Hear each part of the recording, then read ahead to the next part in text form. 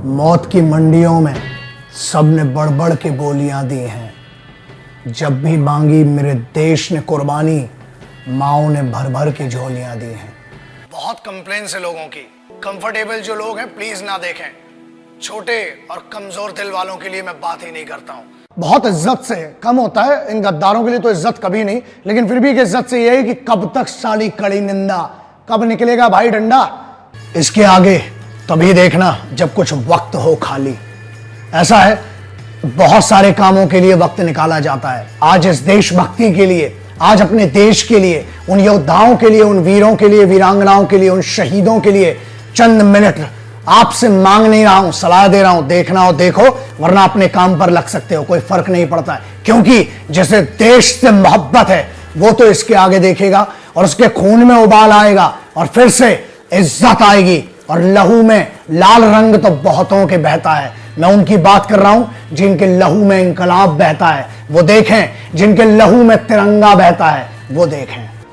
एक हिंदुस्तानी का परिचय ये है, हमारा यही अंदाज पूरे जमाने को खलता है कि ये तूफान में चलने वाला चिराग क्यों किसी से नहीं डरता है। ये कैसी चाहत है यारों, ताउमर जन्नत को पाने के लिए खुद जमी की जन्नत को उजाड़ बैठे।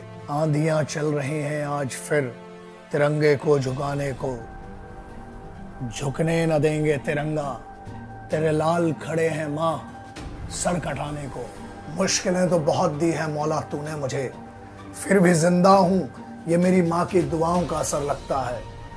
सोने के लिए दी है तूने जमीन इतनी कम कि पैर सीधे करता हूं तो दीवार में सर लगता है। हिंदुस्तान की जमीन है यार। 15 अगस्त 26 जनवरी 2 दिन बड़े इंपॉर्टेंट इस देश में माने जाते हैं। जरा अपनी देशभक्ति को हैशटैग के ऊपर भी लाओ, बहुत जरूरी है। Please do not create such things in the country. इस देश में तोड़ने का माहौल मत करो यार, बड़ी मुश्किल है वैसे भी।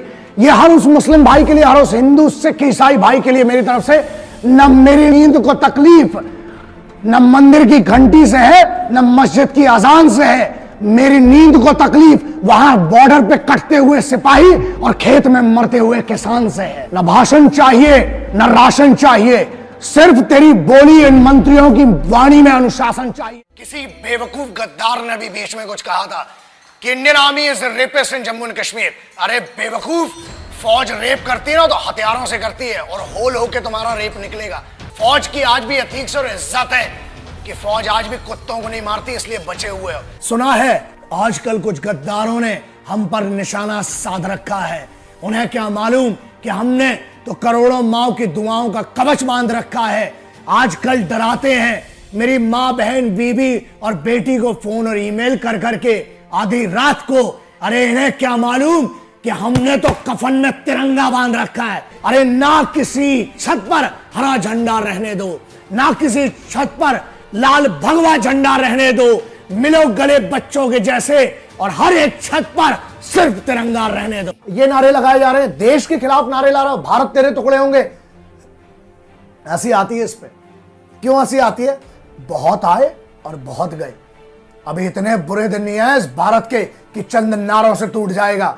और हाँ, जो लोग देश के खिलाफ नारे लगा रहे हैं, सिर्फ एक बात याद रखना, आप फौज के खिलाफ बोलते हैं, आप देश के बारे में बोल रहे हैं। यार शर्म करिए आप अपने आप से पूछिए, आपने इस देश के लिए क्या किया। देखो यहां पर कुछ बेवकूफ कमबख्त हिंदू मुसलमान की लड़ाई में मर जाते हैं, और इन जैसे बेवकूफों के लिए कुछ वहां सिपाही बर्फ में मर जाते हैं। उनकी शहादतों की तो इज्जत कीजिए, प्लीज प्यार से रहिए। काम आएगा बूढ़ों की इज्जत कीजिए, महिलाओं की इज्जत कीजिए, बच्चों की इज्जत कीजिए।